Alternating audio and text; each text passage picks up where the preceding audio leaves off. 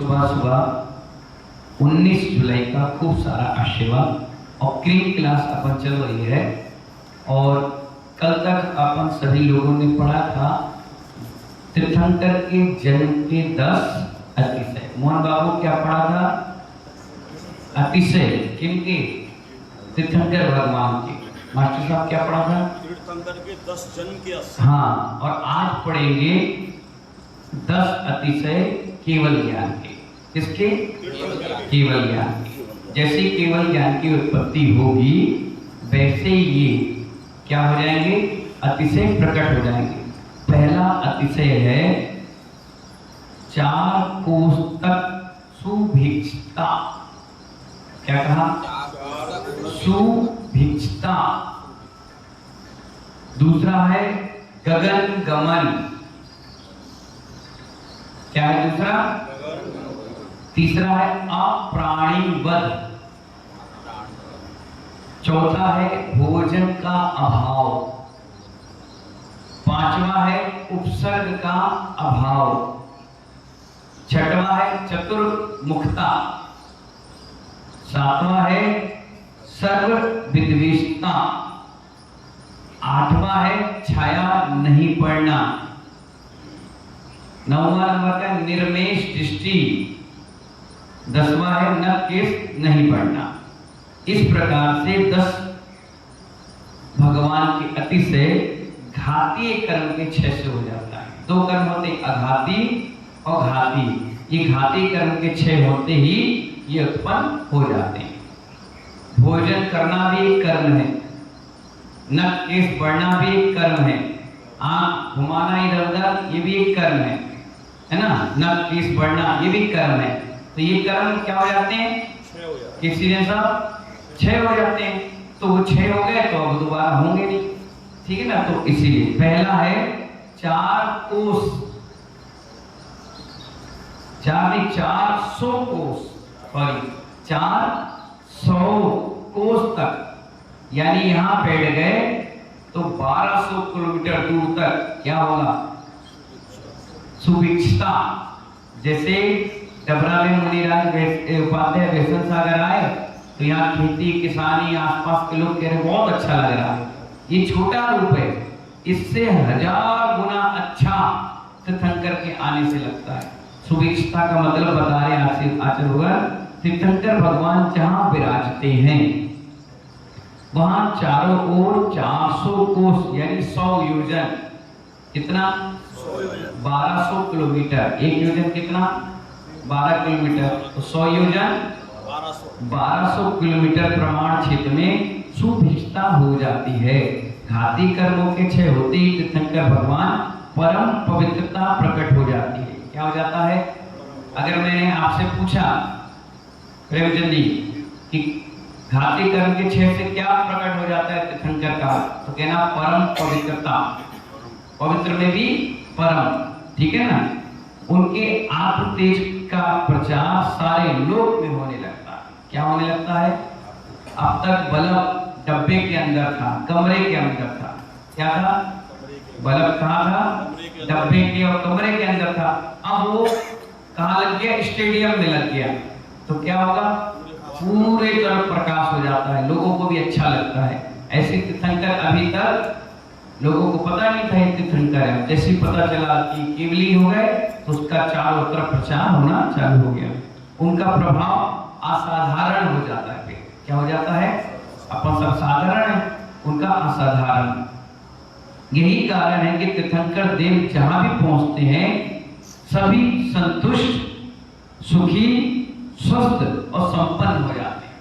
क्या हो जाते हैं? सुखी हो जाते हैं। मैं पूछूंगा दीपक कि तीर्थंकर जहां विराजते हैं कितने योजन तक लोग सुभिक्षता छा जाती है? तो क्या कहोगे? 100 योजन 1200 किलोमीटर। अपन 100 ही बोलो। 1200 अंदाज है, 1300 भी हो सकता है, 1100 भी। इसलिए योजन का जो सिस्टम है वो बोलिए 100 योजन तक। कितना? हाथ जोड़कर बोलो। 100 योजन तक। कितने योजन? 100 योजन तक। और क्या क्या हो जाते हैं? पब्लिक संतुष्ट हो जाती है। क्या? संतुष्ट हो जाती है। अभी कितने ही खिला तुम संतुष्ट होते हो? कितने ही पहना संतुष्ट होते हो?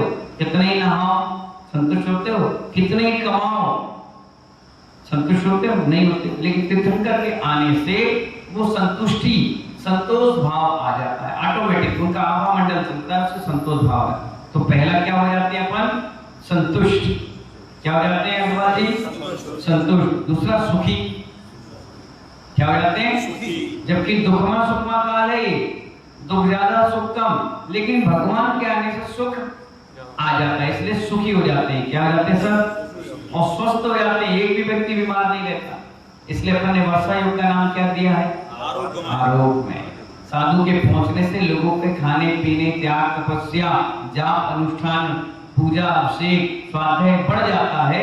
दिन भर चलना उठना बैठना हो जाता है, इससे भी निरोगता आ जाती है, आरोग्य हो जाता है, व्यक्ति स्वस्थ हो जाता है और संपन्न हो जाता है। जैसे कोई नौकरी नहीं है तो नौकरी मिल जाती है ना, और घर नहीं तो घर हो जाता है, खाने के लिए अनाज नहीं तो अनाज मिल जाता है। एक उनका प्रभाव से, जैसे मुनिराज यहाँ पर आए, उपाध्याय महाराज आए, तो आप देखिए हर संडे को कितने लोग भोजन करते हैं, हर कार्यक्रम में कितने लोग भोजन करते हैं। एक भी व्यक्ति भूखा रहता है? नहीं रहता है। तो उनके निमित्त से कितने लोगों का भोजन हो रहा है कि नहीं हो रहा है? ऐसे तीर्थंकर के आने से सभी के लिए व्यवस्था हो जाती है। संतोषी हो जाता है व्यक्ति, संतुष्ट हो जाता है, सुखी हो जाता है, संपन्न हो जाता है और स्वस्थ हो जाता है। चार चीजें हो जाती है। भगवान के आत्म प्रभाव से प्रकृति प्रफुल्लित हो जाती है। मैंने कहा ना, अपने आप पानी गिरेगा, 6 ऋतु के फल फूल व्यवस्थाएं सब एक साथ हो जाती है। पृथ्वी पर धन धान परिपूर्ण हो जाता है, जिससे खेत में चावल की धान 100 हो रही है एक पोर में, उसमें 150-200 होने लगती है। किसान भी बोलता वाह बहुत बढ़िया, ये किसके प्रभाव से? उसके महिमा गुणगान किया गया। किसका किया गया है? महिमा। जैसे अभी पानी गिर रहा था, पब्लिक डटी गई, तुमने बोला महाराज क्या बात है, क्या चमत्कार हुआ, पब्लिक डटी रही है। पब्लिक नहीं डटी रही, ये हमारा पुण्य का प्रभाव था, उनको बांध के रखे रहे। पैसा कैसे मिल रहा था? धड़धड़ा के झर रहा था। कैसे आ रहा था? धड़धड़ा के। जैसा पानी गिरे वैसे पैसे आए। ये किसका प्रभाव था? बोली बोलने वाले का नहीं था, ये मुनिराज के कहने मात्र से लोगों ने देना चालू कर दिया। श्रेष्ठ और अहिंसामयी एक आत्मा का ये प्रभाव है। श्रेष्ठ भी है और अहिंसामयी है। हिंसा नहीं कर रही है तो उसको पाप क्रिया में है ही। जो पापी आत्मा होता है उसको घसट घसट के पुण्य कमाना पड़ता है, और जो पुण्यात्मा जीव होता है उसको चुटकियों में काम हो जाता है। ठीक है, आज के वैज्ञानिक युग में यह बात सिद्ध हो चुकी है। मनुष्य के भावों का प्रभाव वातावरण पर पड़ता है। पवित्र आत्माओं के शरीर से निकलने वाली तरंगे वातावरण को विशुद्ध बनाती हैं, जबकि अपवित्र आत्माएं वातावरण को विषाक्त करती हैं। तीर्थंकर प्रभु तो परम पवित्र होते हैं, उनका सामीप्य पाकर धरती में सुभिक्षता होने से कोई भी आश्चर्य की बात नहीं। समझ गए ना? सुभिक्षता 400 कोस यानी 100 योजन तक क्या होना? सुभिक्षता। 1200 किलोमीटर एरिया में उनके प्रभाव से, जैसे यहाँ पर कोई बम ब्लास्ट कोई करता है तो 2 किलोमीटर 5 किलोमीटर उसका असर होता है। परमाणु बम फूटता है तो पूरे क्षेत्र पे कितने एरिया में उसका असर होता है। ऐसे तीर्थंकर जहाँ पर बैठते हैं तो उनका प्रभाव भी कहाँ पहुंच जाता है? 1200 किलोमीटर 100 योजन तक पहुंच जाता है। उसे कहते हैं 400 कोस तक सुभिक्षता। ये भी देवताओं के द्वारा एक अतिशय है। ये करता कौन है? सारे देवी देवता। आज के समय में कमेटियां होती हैं मुनिराज की सेवा में। पहले जब तीर्थंकर थे तो सारे देवी देवता करते। ये पूरा देवोपुनित व्यवस्था है। दूसरा गगन गमन। बोलो गगन गमन। गगन गमन का मतलब भी आपको समझा रहे, बड़ी शांति से समझिए। घाती कर्म के क्षय के कारण योग शक्ति वश तीर्थंकर भगवान के शरीर में विशेष हल्कापन आ जाता है। क्या आ जाता है? जिस दिन उपास करो तो कैसा लगता है? बिल्कुल भारी भारी दिक्कत परेशानी नहीं, बिल्कुल अच्छा लगता है। जब जब ध्यान करो समाहित करो तो शरीर बिल्कुल हल्का हो जाता है। तो अपन क्या कहते हैं? बड़ा हल्का महसूस कर रहे हैं। ऐसे ही जैसे गुब्बारा के ऊपर मिट्टी लगाओ और पानी में डाल दो तो गुब्बारा ऊपर तैरेगा, कहाँ चला जाएगा? हर दिन भैया क्या नाम आपका? तो अभी क्या बोला था? हरेंद्र तो बोला था, सो गए थे क्या? सुनो, तो गुब्बारे मिट्टी लगा के अपन पानी में डालेंगे तो गुब्बारा कहाँ जाएगा रानू भैया?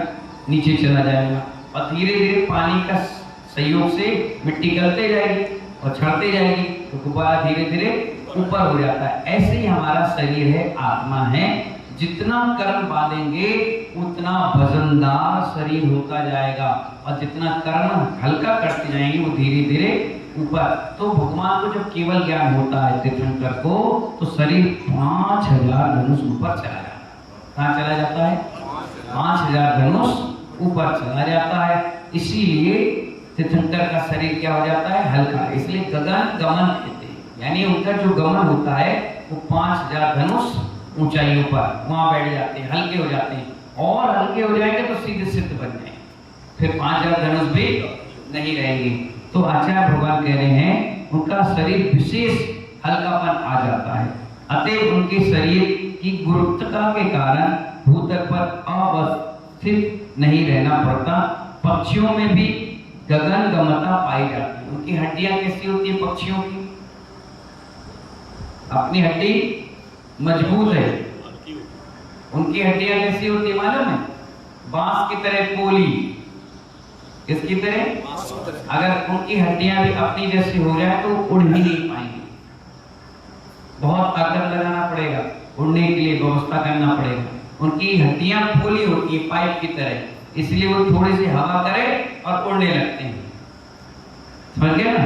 अपनी हड्डियां मजबूत लकड़ी की तरह, अंदर बाहर एक जैसे, इसलिए अपन उड़ नहीं पाते। ठीक है, तो पक्षियों में भी गगन गमता पाई जाती है, पर इसके लिए उन्हें अपने पंखों का आश्रय लेना पड़ता है। तीर्थंकर भगवान का शरीर स्वयं पृथ्वी से ऊपर उड़ जाता है। उनके गगन गमन में यह स्पष्ट हो जाता है कि अन्य संसारी जीवों की तरह अब भगवान भूतल पर भार स्वरूप नहीं है। ठीक है ना? कर्म हल्के हो गए, कर्म कम हो गए। तराजू में क्या हुआ? एक बाट में ज्यादा रखा था सामान, एक में कम, जिसमें कम वो उड़ गया था। जैसे इसमें कम करोगे तो ये भी धीरे धीरे उठ जाएगा। ऐसे जितने कर्म आपके हल्के हो जाएंगे उतना ही आप ऊंचाई पर पहुंच जाएंगे। इसका मतलब समझ गया? गगन गमन। अब आ गया अप्राणीवत। अप्राणीवत का मतलब तीर्थंकर भगवान अहिंसा के देवता होते। किसके? अहिंसा के। उनके समक्ष हिंसा के परिणाम दूर हो जाते हैं। कोई हिंसक जानवर भी आ जाए तो शांति से। बीच में बंदर आया ना, कितना खुंखार बंदर, कितना उधम मचाता था, लेकिन यहाँ पर ऐसे शांति से बैठ गया जैसे बिल्कुल गाय की तरह। कोई उधम नहीं, सबसे खेल रहा, कूद रहा, खा रहा, पी रहा, चला गया। तो उनके समक्ष हिंसा के परिणाम भी दूर हो जाते हैं। जिधर उनका विहार होता है उधर के समस्त जीवों को अभय प्राप्त हो जाता है। क्या हो जाता है? अब वहां कोई हिंसा नहीं होती। जैसे कई बार आप देखना, चातुर्मास कहीं हो रहा है तो वहां पर मांसाहार की दुकानें बंद हो जाती हैं। 10 लक्षण पर होता है, डीएम को एक लेटर दे दिया जाए, एसडीएम को समाज लेटर दे के आती है, तो वहां पर 10 दिन तक, क्षमावाणी तक मांसाहार की दुकानें बंद हो। किसके प्रभाव से होता है? मुनिराजों के, उपाध्याय आचार्य के, ये तो तीर्थंकर हैं, इनके प्रभाव से क्या होता है? वो सारी मांसाहार की दुकानें बंद हो जाती है, यानी किसी का भी वध नहीं होता है। परिणाम ऐसे बन जाते हैं कि कोई हिंसा नहीं करता, अभय को प्राप्त हो जाता है। क्रूर से क्रूर प्राणी भी तीर्थंकर प्रभु के प्रभाव में आकर करुणा मूर्ति बन जाता है। सांप, नेवला, कितने बैरी। अपन भी घर में कोई लड़ता है, कैसे सांप नेवला की तरह लड़ रहे हो, कैसे कुत्तों की तरह लड़ रहे हो।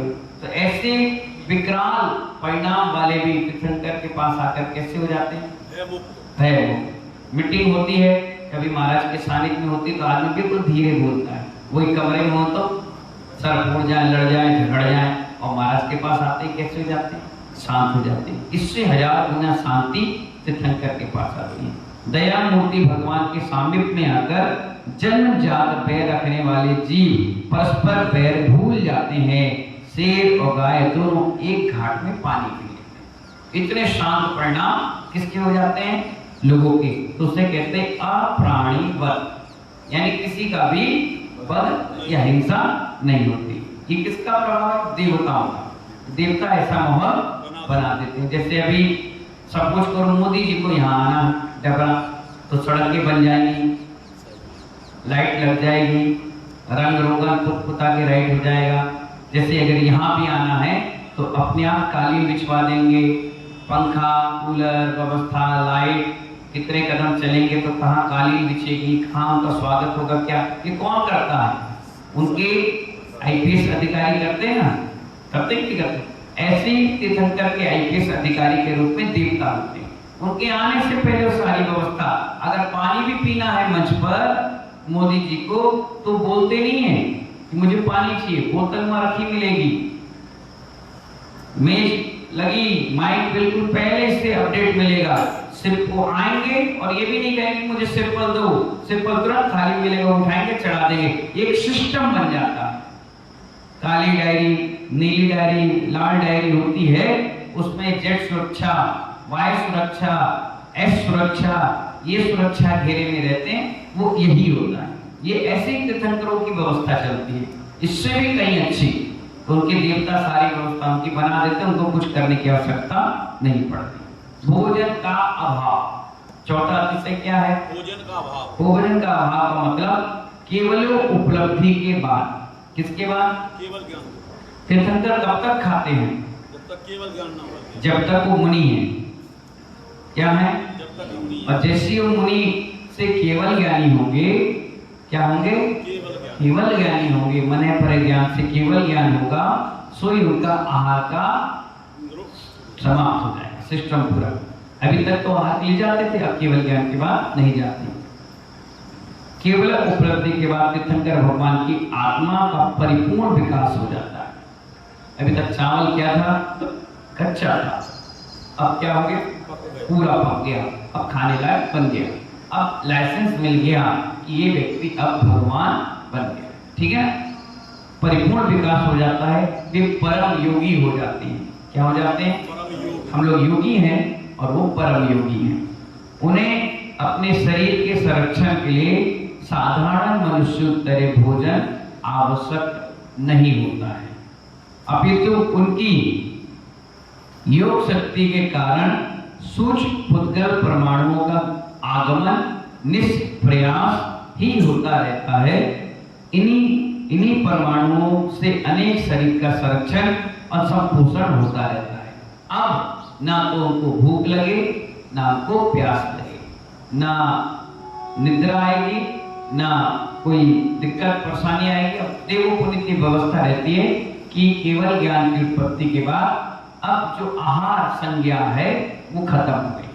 अब तो बस आयु है, उस आयु को निष्क्रिय कर रहे हैं कि हमारी 1 लाख की, 50,000 की, 10,000 की, 100 साल की, 50 साल की आयु जो है वो धीरे धीरे चले और निष्क्रिय हो जाए, तो जिससे हम अपनी आत्मा का कल्याण करें। ठीक है ना? तो क्या बताया? भोजन का अभाव। पांचवा है उपसर्ग का अभाव। तीर्थंकर पार्श्वनाथ पर कब उपसर्ग हुआ था? मुनि अवस्था में। भगवान महावीर स्वामी पर कब उपसर्ग हुआ था? मुनि अवस्था। सुपार्श्वनाथ प्रभु पर कब उपसर्ग हुआ था? मुनि पर। केवल ज्ञान के बाद मजाल है तो छूटा। जितने कर्म हैं वो कब तक परेशान करते हैं? जब तक आप मुनि बनकर के कर्म कर रहे हैं। जिस दिन तीर्थंकर को केवल ज्ञान हो जाता है, उसके बाद उस व्यक्ति को कोई टच नहीं कर पाता, कोई उपसर्ग नहीं कर पाता। अनेक देवी देवता, अनेक रिद्धि सिद्धि सारी उन्हें घेर कर चलती हैं, इसलिए उनके ऊपर उपसर्ग नहीं हो पाता। कोई विधायक है, कोई सांसद है, कोई भी उनको पकड़ लेता है, पीएम और राष्ट्रपति उनको पकड़ पाता है? सी नहीं पाता, काले झंडे में नहीं दिखा पाता, आदमी पकड़ के बंद कर देता है। इतनी सुरक्षा घेरा ऐसे तीर्थंकर के साथ होता है, ना उनके ऊपर कोई उपसर्ग कर पाता, ना कोई दुर्विषता कर पाता है, गंदी बातें कर पाता, कुछ नहीं। ऐसा माहौल बन जाता है, इनका तो कुछ भी नहीं नेताओं का, इनसे 1000 गुना, लाख गुना तीर्थंकर की सुंदर व्यवस्था। हालांकि केवल ज्ञान के बाद कोई बैर भाव राग देश करनी, एक दे अच्छे है, थोड़े से कर्म रह गए, खत्म कर देते हैं ना। उपसर्ग का क्या हो जाता है? अभाव। केवल ज्ञानी अवस्था में भगवान पर किसी भी प्रकार का उपसर्ग नहीं होता, आज तक हुआ नहीं, न कभी होगा, न कभी हुआ था। उनके सामीप्य में आते ही व्यक्ति के अंदर कलुषता दूर हो जाती है, परिणामी इतने निर्मल रहते, कौन उनके उपसर्ग करे? कोई नहीं करेगा। जितने कर्म है मुनि अवस्था में निपट जाते हैं। वैमनस्ता प्रतिशोध की भावना उत्पन्न ही नहीं हो पाती, तब भला उन पर उपसर्ग कौन करेगा? कर ही नहीं सकता। क्यों करेगा? इसमें किसका क्या बिगाड़ा? तो भगवान करते, कोई कुछ नहीं कर सकता। ठीक है। चतुर्मुखता, तीर्थंकर भगवान जब समुसरण में विराजते हैं, अभी तो केवल ज्ञान हो गया, अब समुसरण में विराजमान हो गए। समुसरण बनाता कौन है? कुबेर नहीं, देवता में बहुत सारे आ गए। कुबेर बनाता है, किसकी आज्ञा से? सौधर्मिन की आज्ञा। किसकी आज्ञा से? सौधर्मिन आज्ञा देता है। भगवान को केवल ज्ञान हुआ, तुम जाओ फटाफट समुसरण लगाओ। ऐसे चुटकी बजाते समुसरण तैयार हो जाता है, महीनों महीनों नहीं। ठीक है, चुटकी बजाते काम हो गया, भगवान तुरंत उस समुसरण में विराजमान हो जाते हैं। तो समुसरण में विराजते हैं, तब एक मुखी होने पर भी वे चतुर्मुख दिखाई देते हैं। चतुर्मुख का मतलब समझना है, चारों तरफ से जो भी आएगा उन्हें भगवान के दर्शन होंगे। किसी को ऐसा नहीं लगेगा कि भगवान हमें नहीं देख पा रहे, हम उनको कष्ट नहीं होता। देवता ऐसा सिस्टम बनाते हैं कि चारों तरफ से तीर्थंकर के दर्शन हो जाते हैं। उनकी छवि चारों दिशाओं में दिखाई देती है। देखने वाले को ऐसा प्रतीत होता है कि भगवान की मुख मुद्रा मेरी ओर ही है। यद्यपि उनका मुख पूर्व या उत्तर की ओर होता है। किसकी ओर होता है? हाँ, लोग कह देते हैं दक्षिण मुखी समुसरण में था, यहाँ भी रखेंगे, नहीं। उनका तो मूल शरीर उत्तर या पूर्व मुखी होता है। यह सब भगवान के बढ़ते हुए आत्म तेज का प्रभाव है, जिस कारण एक मुखी होने के बाद भी समुसरण में चारों दिशाओं में पृथक पृथक रूप से भगवान की छवि का दर्शन हो जाता है। जैसे मैं बैठा हूं, मैं पंडाल में ऐसी जगह बैठा हूं, कहीं से भी आप मुझे देखो, इस चारों तरफ से मैं दिख जाता हूं, लेकिन कोई पीछे से देखेगा तो नहीं दिखेंगे ना। क्यों नहीं दिखेंगे? क्योंकि हमारे आत्मा का तेज अभी इतना पावरफुल नहीं है। फिर भी यहाँ तक एरिया में मैं सब कवर कर लेता हूँ। कुछ वाणी से कवर कर लेता हूँ, जिनको नहीं दिख रहा वाणी से सुन लेते। लेकिन वहां पर तीर्थंकर एक मुख होते हैं।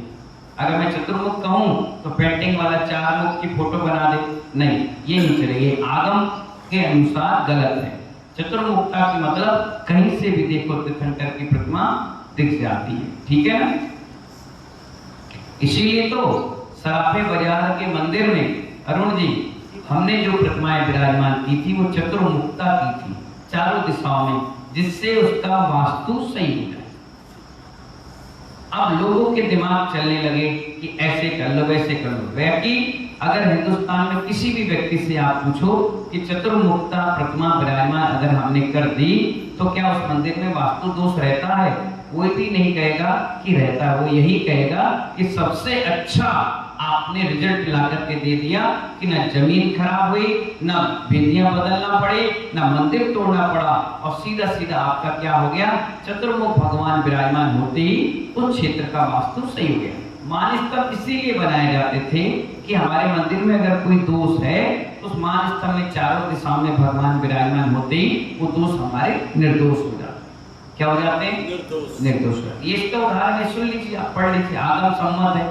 अब कोई अपने नाम के कारण, अपने मान बढ़ाई के कारण, अपने अहंकार के कारण तोड़ फोड़ मचाए तो उसकी खुद की संपत्ति है, वो तोड़े फोड़े, हमें उससे कोई मतलब नहीं। पर ये नहीं कह सकते कि ये गलत है, क्योंकि जहां आपकी सोच समाप्त होती है अरुण जी, वहां से निर्गत साधुओं की सोच चालू होती है। क्या? हाँ, समझ गए ना? इसीलिए भगवान की चतुर्मुखता की सर्वज्ञता का प्रतीक है। केवल ज्ञान होने के बाद वे जगत के चराचर समस्त पदार्थों को जानने लगते हैं। एक साथ एक समय में जगत का कोई भी पदार्थ उनकी ज्ञान दृष्टि से बाहर नहीं होता। संभवतः उनकी चतुर्मुखता यही प्रदर्शित करती है। ये कौन सा अतिशय? 6वें नंबर का। ये सब देवताओं के द्वारा, भले भगवान एक साइड बैठे हैं, लेकिन देवता ऐसा सिस्टम बनाते हैं जैसे अपन प्रोग्राम करते हैं, कहीं पे बड़े बड़ा प्रोग्राम है। अभी महाअर्चना होगी 8 अक्टूबर को, 10 लक्षण पर्व होगा, अभी 15 अगस्त होगा, 12 तारीख का जन्मदिवस का कार्यक्रम होगा और भी कई कार्यक्रम होंगे। तो जिससे मैं यहाँ बैठा हूँ, पब्लिक चारों ओर है, तो आप लोग क्या करते हो? LCD लगा दी, LED लगा दी, पीछे आगे बाहर पंचनाथ में चारों तरफ। तो लोग कहीं भी बैठते हैं तो अरुण जी क्या करते हैं? महाराज को देख लेते हैं। तो इसी प्रकार देवता भी कहीं आपको तकलीफ ना हो, इसीलिए वो इतना सुंदर मैनेजमेंट बनाते हैं कि चारों तरफ से आपको भगवान के दर्शन हो जाते हैं। ठीक है ना, ये अतिशय है। 7वां नंबर है सर्व विशुद्धता। सर्व पदार्थों को ग्रहण करने वाली केवल ज्ञान ज्योति में सम्मिलित होने के कारण भगवान सर्व विद्याओं की स्वामी कहे जाते हैं। क्या कहला जाते हैं? हर प्रकार की विद्या, कला, वाणिज्य, शिल्प, मंत्र, तंत्र, यंत्र, संस्कृत, व्याकरण, प्राकृत, हर कला में क्या हो जाते हैं? पूर्ण हो जाते हैं हर प्रकार की विद्या। आचार्य प्रभाचंद ने सर्व विद्या का अर्थ क्रियाकलाप ग्रंथ में द्वादशांग रूप विद्या किया है। उस विद्या के मूल जलक स्वामी होने के कारण भी भगवान को सर्व विद्याओं का ईश्वर कहा जाता है। यानी हर प्रकार की विद्या, उस विद्या को हम भी नहीं जानते, ऐसी ऐसी विद्या के वो क्या हो जाते हैं? स्वामी हो जाते हैं। 8वें नंबर का है छाया नहीं पड़ना। क्या कहा मैंने? कई वेदियां ऐसी बनी है आजकल जिस वेदी के पीछे छेद छेद होते हैं। क्या होते हैं? उससे क्या होती है? भगवान की छाया पीछे पड़ती है और व्यक्ति परिक्रमा देता है। तो जैसे अपन सुपार्श्वनाथ मंदिर जाएं कस्टम में, तो जैसी परिक्रमा देने जाते हैं तो भगवान की क्या होती है? छाया पड़ती है। और छाया पड़ना एक दोष है, बहुत बड़े अपने हैं। क्या है? अब लाइट भी ऐसी लगी है, मैं भी 1-2 बार गया तो जैसे परिक्रमा के लिए रुका तो मैंने छाया देख लिया, मैं तुरंत वापस आ गया। और जो लोग मार्जन करते हैं उनका पैर तो रोज जाता है, बहुत बड़ा अपराध है, अक्षम अपराध कि आप भगवान की छाया पर क्या कर रहे हो? अरे मुनि महाराज खड़े होते हैं चौके के पड़गान में, एक श्रावक उनकी छाया पे पैर नहीं रखता और आप तो तीर्थंकर की छाया पर पैर रख रहे हो। कितना बड़ा अपराध कर रहे हैं। इसी के कारण ये सारे काम रुकते हैं, समाज में लड़ाइयां बढ़ती हैं, व्यवस्था बढ़ती है। जितनी वो छाया बंद हो जाएगी, पीछे पत्थर लग जाएगा। इसीलिए भगवान के हमेशा वेदियों के पीछे क्या होता है? बिल्कुल बिना छेद के पत्थर लगाया जाता है, उसके बाद परिक्रमा की जाती है। खुले में कभी प्रतिमा नहीं रखती जिसकी छाया पड़े। सिर्फ कोटेश्वर बाहुबली एक अजूबा है जिसकी छाया नहीं पड़ती। वहां ऐसे बनाई गई है मूर्ति कि उसकी छाया उस स्थान पर पड़ती ही नहीं है। इसीलिए कई मंदिर ऐसे होते थे जो गर्भगृहालय बनाया जाता था, जिसमें लाइट भी लगती थी तो पीछे छाया नहीं पड़ती थी। ये स्पष्ट आप पढ़िए आगम को, आप अपने आप समझ जाएंगे। छाया नहीं पड़ना एक अतिशय है। भगवान के शरीर उनकी तपस्या के तेज के प्रदीप होता है। केवल ज्ञान होती उनका शरीर निगोदिया जीव से रहित हो जाता है। अभी अपने शरीर में कोई जीव है निगोदिया जीव है। कैसे है? जैसे कोई एक्सपायर होता है, शरीर से बदबू आती है। क्यों आती है? वो जीव पड़ गए, जीव के अंदर भी जीव पड़ गए, सड़ने लगा, बदबू करने लगा। महीने भर रख दो तो यहाँ कोई आसपास आए नहीं, इतनी गंदगी भरी हुई इस शरीर में। तो निगोदिया जीव उत्पन्न हो जाते हैं।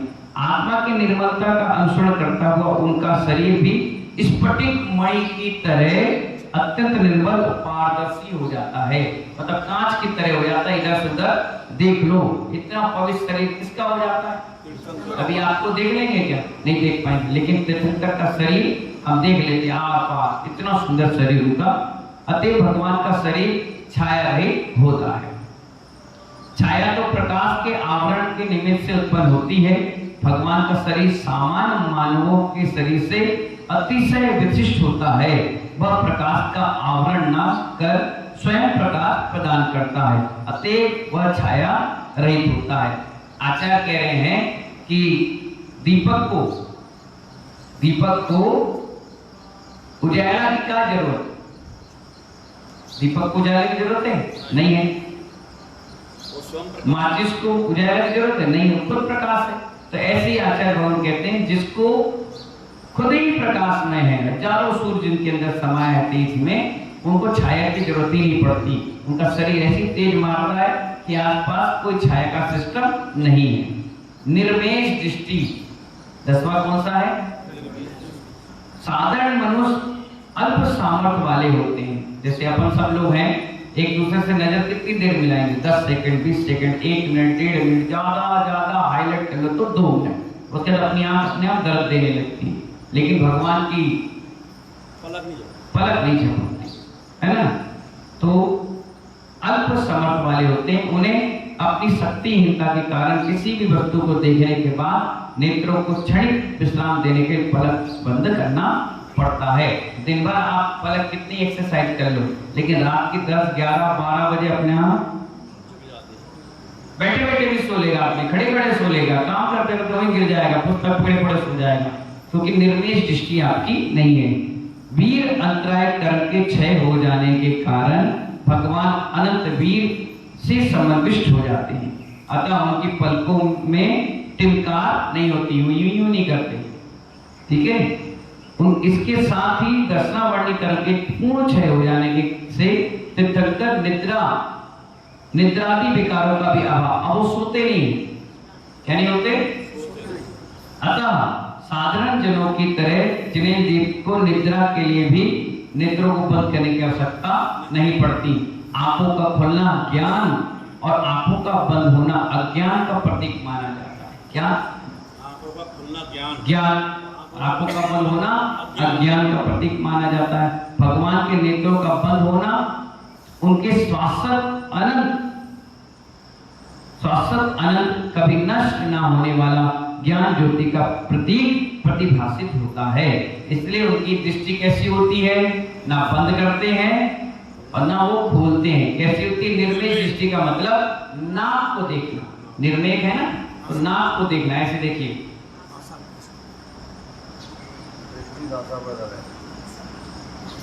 अब इसमें कितना ही बड़ा करोड़पति आ जाए, कितना बड़ा रोडपति आ जाए, लेडीज आ जाए, जेंट्स आ जाए, कोई आए, अब उन्हें किसी से किसी को मतलब नहीं है। नीचे, और आज के समय में मुनि कैसे करते हैं?